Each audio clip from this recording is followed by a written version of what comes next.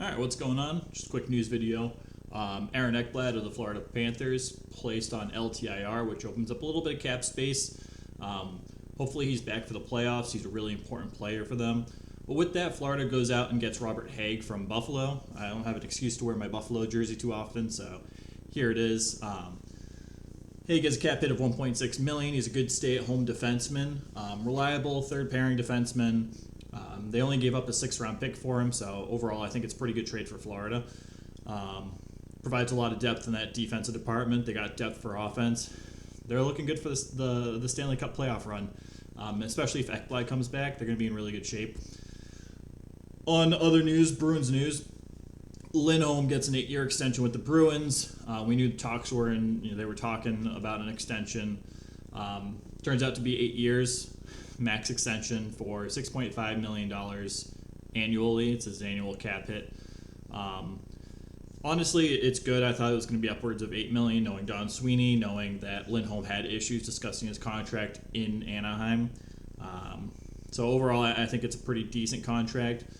It's a higher cap hit. The Bruins can't really afford that moving forward, so they're going to have to figure out some cap room. They're going to have to make some cap room. They're probably with their defense. They're very defensive heavy.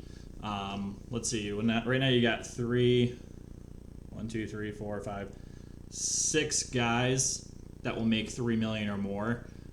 You can't have your third pairing defensemen making $3 million annual or in cap hit each year.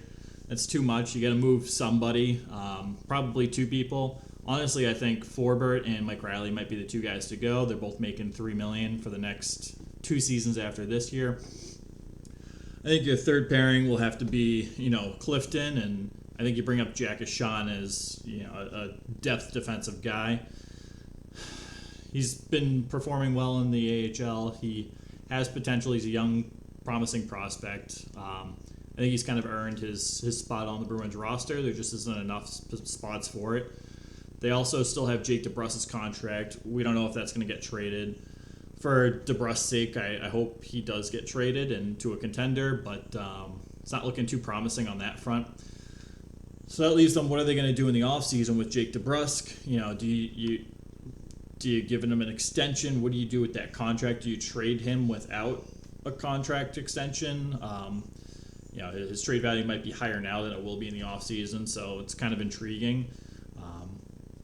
But the Bruins can't be done with their trade deadline shenanigans. They got to figure out how to dump some cap space off on defense. This year they're at $22.3 million for their defense in total as a cap hit. Next season they're already at $30.8 million, which is quite a bit more. It's almost an $8 million jump because McAvoy's extension kicks in, Hampus Lindholm extension kicks in. Because the Bruins are only absorbing $2.6 million for this season. So we'll see. There should be more to come with the Bruins. I would expect and hope there's more to come. But we'll see. So just a quick news video, kind of get you up to date with the news from today and what's going on. And all right, that's it. Thanks for watching. Take care, guys.